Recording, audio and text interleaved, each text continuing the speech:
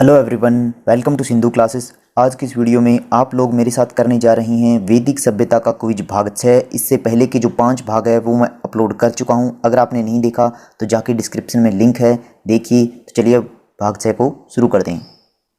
तो क्वेश्चन है, आर्यों ने किस क्षेत्र के लोगों के लिए व्रात्य शब्द का प्रयोग किया है? बताइए। 2 सेकंड का समय है आपके पास। तो चलिए मैं बताता हूँ। हमने देखा कि 1500 ईसा पूर्व को जब आर्यों का भारत आगमन होता है तो आर्य पश्चिमोत्तर भारत यानी कि सप्त सिंधु क्षेत्र में प्रवेश करते हैं, क्योंकि ऋग्वेद में केवल इसी क्षेत्र की नदियों और पर्वतों का उल्लेख हमें देखने को मिलता है। लेकिन उत्तर वैदिक काल आते आते आर्य संपूर्ण गंगा घाटी से परिचित हो जाते हैं और आर्य संस्कृति का प्रभाव गंडक नदी तक देखने को मिलता है। गंडक नदी जो है वो गंगा की सहायक नदी है और आर्यों ने इसे सदानीरा नदी कहा है। तो सदानीरा नदी के पूर्व में आर्य संस्कृति का प्रभाव नहीं था, यानी कि अंग और मगध क्षेत्र जो थे वो गंडक नदी के पूर्व में थे और यहाँ पर जो वैदिक सभ्यता है, आर्य संस्कृति है, वो नहीं पहुंची थी। इसी कारण आर्यों ने इस क्षेत्र के लोगों को व्रात्य कहा है।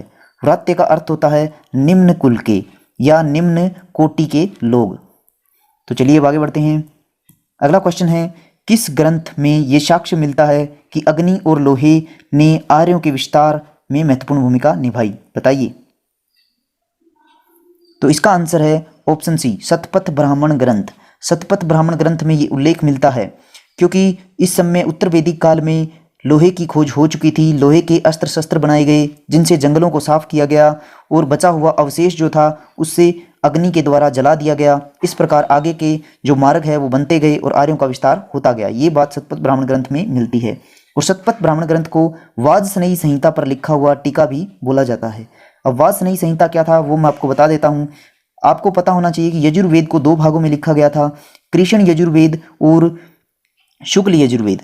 तो शुक्ल यजुर्वेद जो है उसको वाजसनेयी संहिता भी कहा जाता है, क्योंकि वाजसनेयी एक ऋषि का नाम है जो कि यजुर्वेद से संबंधित थे।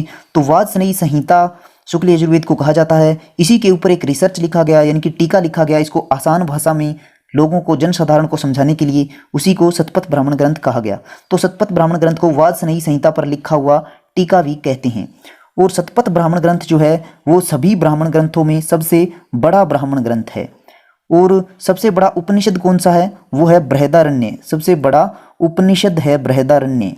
इसके अलावा शतपथ ब्राह्मण ग्रंथ है, इसमें गाय के लिए एक शब्द मिलता है अघन्या, यानी कि वध न करने के योग्य। और शतपथ ब्राह्मण ग्रंथ में सबसे पहले हमें नर्मदा नदी का उल्लेख मिलता है, बाढ़ का उल्लेख देखने को मिलता है, समुद्र का उल्लेख देखने को मिलता है और उपनयन संस्कार का उल्लेख भी सबसे पहले शतपथ ब्राह्मण ग्रंथ में देखने को मिलता है। तो चलिए आगे बढ़ते हैं। अगला क्वेश्चन है, उत्तर वैदिक आर्यों का मुख्य पेशा क्या था? बताइए। तो हमने देखा था कि पूर्व वैदिक काल में जो आर्य थे वो घुमक्कड़ थे, यानी कि अर्ध यायावर इनको कहा गया था।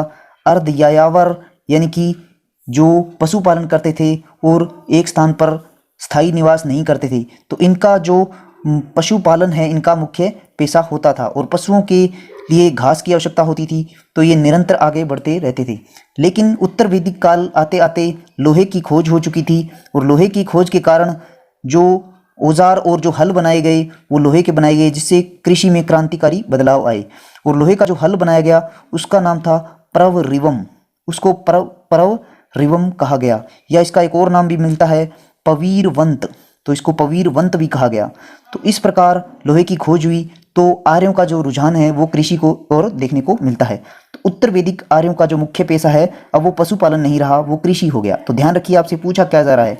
अगर उत्तर वैदिक आर्यों का पूछे तो कृषि, और पूर्व वैदिक या ऋग्वेदिक आर्यों का पूछे तो उनका पशुपालन मुख्य पेशा था। अगला क्वेश्चन है, निम्नलिखित में से किसकी जानकारी अथर्ववेद से नहीं मिलती? बताइए।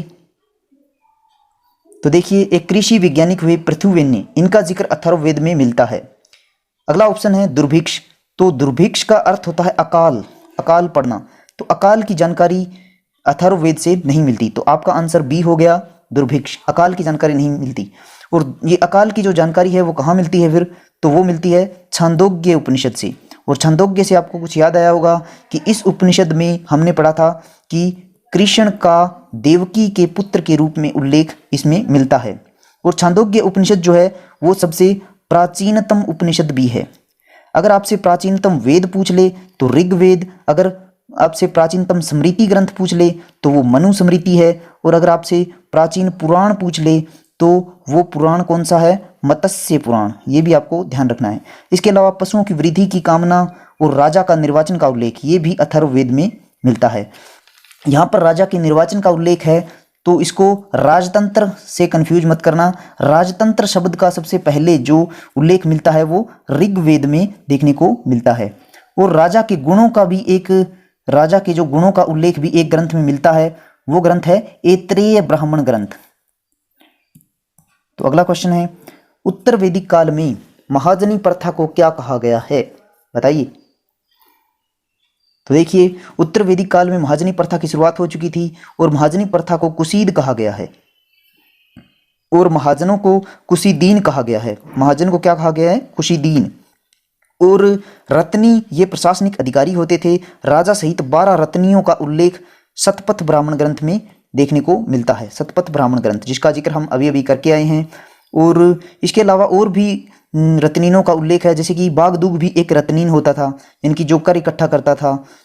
और जैसे कि संग्रहिता एक रत्नी था जो कि कोषाध्यक्ष होता था। पुरोहित एक रत्नी था, पुरोहित। और महिषी यानी कि राजा की पटरानी होती थी, उसको महिषी कहा जाता था, ये भी एक रत्नी थी। युवराज जो राजा का उत्तराधिकारी होता था वो भी एक रत्नी में शामिल था। इसके अलावा अक्षवाप भी एक रत्नी था। तो इस प्रकार कुल 12 रत्नी राजा सहित उल्लेख मिलता है। अगर राजा को हम ना गिने तो इस प्रकार 11 रत्नी का उल्लेख है। तो अगला क्वेश्चन है, किन 2 कबीलों के मिलने से कुरु जनपद का निर्माण हुआ था, बताइए। तो भरत और पुरु कबीले के मिलने से कुरु जनपद का निर्माण हुआ था। और कुरु जनपद की जो राजधानी है वो हस्तिनापुर थी, हस्तिनापुर। और तुर्वश और क्रीवी कबीले के मिलने से पंचाल जनपद का निर्माण हुआ था। अगर आपको याद हो तो मैंने आपको बताया था जो पुरु कबीला था इसके लिए एक शब्द ऋग्वेद में देखने को मिला था, वो था मृगवाचा, यानी कि झूठ बोलने वाला कबीला। तो ये झूठ बोलने वाला कबीला भरत कबीले के साथ मिलता है और कुरु जनपद का निर्माण करता है। तो इससे हमें पता चलता है कि उत्तर वैदिक काल में जनपदों का निर्माण शुरू हो चुका था और यही जनपद आगे चलकर महाजनपद में बदलेंगे, तो जिसको हम महाजनपद काल में पढ़ेंगे। अगला क्वेश्चन है, वैदिक समाज में जन्म से मृत्यु तक कितने संस्कारों का उल्लेख है, बताइए। तो जन्म से मृत्यु तक वैदिक समाज में 16 संस्कार बताए गए हैं। इसमें जो पहला संस्कार है वो है गर्भाधान। गर्भाधान यानी कि जन्म के बाद अगर पूछ लिया जाए पहला संस्कार कौन सा है, तो जन्म के बाद जातकर्म का संस्कार होता था, जिसके तहत बच्चे को जन्म घुट्टी या पंचामृत पिलाया जाता था। जब बच्चा गुरुकुल में पढ़ने जाता था तो उस समय उसका उपनयन संस्कार होता था। तो उपनयन संस्कार जो है इसको बच्चे का दूसरा जन्म कहा जाता है, क्योंकि इसके बाद बच्चा ज्ञान मार्ग पर चलने के लिए तैयार होता है। अगला क्वेश्चन है, श्रावस्ती किस जनपद की राजधानी थी, बताइए। तो श्रावस्ती जो थी वो कौशल जनपद की राजधानी थी। और एक और जनपद जो काशी जनपद था, इस जनपद की राजधानी वाराणसी थी। वाराणसी यानी कि वाराणसी 2 नदियों वर्णा और असी के बीच में स्थित थी, इसी कारण इसका नाम वाराणसी था। और पंचाल जनपद की जो राजधानी थी वो थी अहिछत्र। अहिछत्र। वहीं जब हम पंचाल महाजनपद पढ़ेंगे तो इसकी राजधानी होगी कांपिल्य, ये ध्यान रखिए। अगला क्वेश्चन है, ऐत्रेय ब्राह्मण ग्रंथ में किसकी जानकारी मिलती है, बताइए। तो ऐत्रेय ब्राह्मण ग्रंथ में राजतंत्र की जानकारी नहीं मिलती, क्योंकि राजतंत्र जो शब्द की उत्पत्ति है वो ऋग्वेद से देखने को मिलती है। राजा के गुणों की बात, तो हाँ ऑप्शन बी सही है। ऐत्रेय ब्राह्मण ग्रंथ में राजा के गुणों की बात बताई गई है कि राजा में क्या क्या गुण होने चाहिए ताकि वो जो जनता की सेवा कर सके। इसके बाद है राजा के निर्वाचन का उल्लेख, तो ये हमने अभी पढ़ा था कि अथर्व वेद में देखने को मिलता है राजा के निर्वाचन का उल्लेख। यानी कि राजा जो था, राजपद जो था वो वंशानुगत नहीं था बल्कि उसका निर्वाचन होता था, और इसका उल्लेख अथर्व वेद में मिलता है। 4 आश्रमों का उल्लेख जबालोपनिषद में देखने को मिलता है। जबालोपनिषद में सबसे पहले 4 आश्रम बताए गए हैं, जैसे कि ब्रह्मचर्य, गृहस्थ, वानप्रस्थ, इस तरह से। अगला क्वेश्चन है, भारत के इतिहास में राजत्व का देवीय सिद्धांत सबसे पहले किस काल में देखने को मिलता है, बताइए। तो ये उत्तर वैदिक काल में देखने को मिलता है। राजत्व का देवीय सिद्धांत का अर्थ है कि राजा को ऐसा दिखाना कि वो ईश्वर तुल्य है, राजा को देवताओं का आशीर्वाद प्राप्त है। अगर हम मध्यकालीन भारत की बात करें तो वहाँ पर दिल्ली सल्तनत में 2 राजाओं का उल्लेख मिलता है जिन्होंने राजत्व के देवीय सिद्धांत का पालन किया। वो थे, एक तो बलबन जिसने जिले इलाही की उपाधि ली, और एक था मोहम्मद बिन तुगलक जिसने कि अल सुल्तान जिले इलाही की उपाधि ली। यानी कि इन दोनों ने स्वयं को ईश्वर के तुल्य बताने की कोशिश की। उत्तर वैदिक काल में वाजपेयी यज्ञ का उद्देश्य क्या होता था, बताइए। तो देखिए, राज्याभिषेक इसका उद्देश्य नहीं था। राज्याभिषेक के लिए एक यज्ञ होता था जिसको कहा गया राजसूय यज्ञ। क्षेत्र विस्तार भी इसका उद्देश्य नहीं था, क्योंकि क्षेत्र विस्तार के लिए एक यज्ञ होता था, वो था अश्वमेध यज्ञ। तो जो वाजपेयी यज्ञ था, इसका उद्देश्य था राजा को जनता से विशिष्ट दिखाना, यानी कि ऑप्शन सी, राजा की शक्तियों के, राजा में दिव्य शक्तियों के, जो देवताओं की शक्तियां हैं उनके आरोपण के लिए वाजपेयी यज्ञ होता था। अगला क्वेश्चन है, वैदिक सभ्यता में पूर्व के राजा को कौन सी उपाधि दी जाती थी या कौन सी उपाधि धारण करते थे, बताइए। तो उत्तर वैदिक काल में अलग अलग दिशाओं के राजा अलग अलग उपाधि धारण करते थे। जैसे उत्तर के राजा थे वो जो उपाधि लेते थे वो थी विराट की उपाधि, और दक्षिण के जो राजा थे वो भोज की उपाधि लेते थे। वहीं जो पूर्व के राजा थे वो सम्राट की उपाधि लेते थे, और पश्चिम के जो राजा थे वो सवराट की उपाधि लेते थे, और मध्य के राजा राजन की उपाधि लेते थे। तो अब देखिए आपसे क्या पूछा जा रहा है, पूर्व के राजा, तो इसका ऑप्शन ए है, सम्राट की उपाधि लेते थे। अगला क्वेश्चन है, उत्तर वैदिक काल में बलि के नियमित और अनिवार्य होने के क्या लाभ हुए, बताइए। तो इसके हम देखें तो पूर्व वैदिक काल में जो बलि थी, यानी कि जो टैक्स था वो क्या था, स्वैच्छिक था, यानी कि उसमें इच्छा अनुसार आप टैक्स दे सकते थे। लेकिन उत्तर वैदिक काल आते आते बलि क्या हो गई, नियमित और अनिवार्य हो गई, अब टैक्स देना ही है। तो इससे व्यापार में कोई भी लाभ नहीं हुआ, और ना ही मुद्रा का प्रचलन हुआ। व्यापार में लाभ तब होता अगर मुद्रा होती। तो मुद्रा का जो प्रचलन है वो हमें महाजनपद काल में सबसे पहले देखने को मिलेगा। आहत मुद्रा का जिक्र वहां पर आएगा।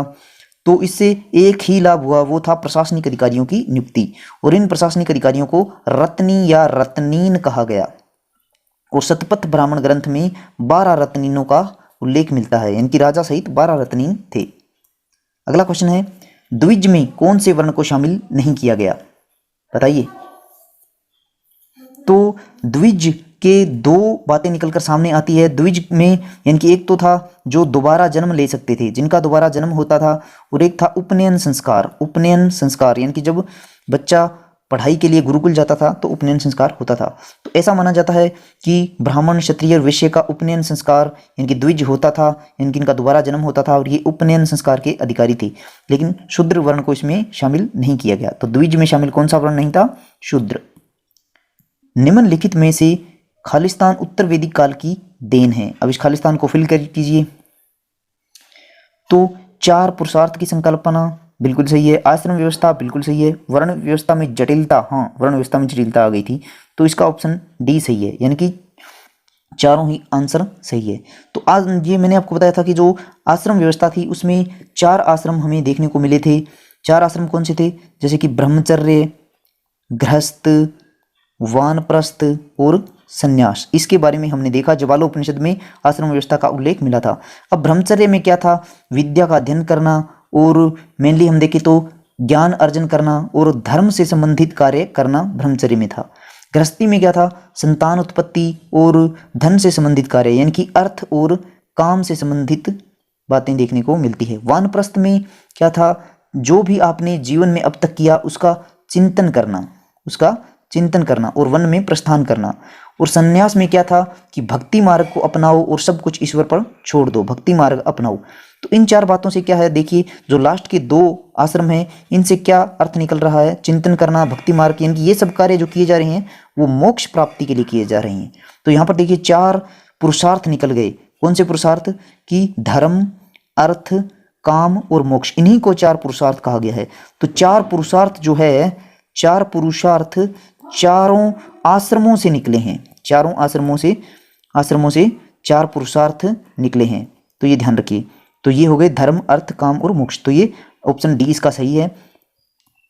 इसी के साथ भाग 6 यहीं समाप्त होता है। मिलते हैं नेक्स्ट वीडियो यानी कि अंतिम भाग 7 में। तब तक के लिए आप वीडियो को लाइक कीजिए, सिंधु क्लासेस को सब्सक्राइब कीजिए और अगर वीडियो पसंद आई है तो दोस्तों के साथ शेयर भी कीजिए। तो देखते रहिए सिंधु क्लासेस के बाकी वीडियो। धन्यवाद।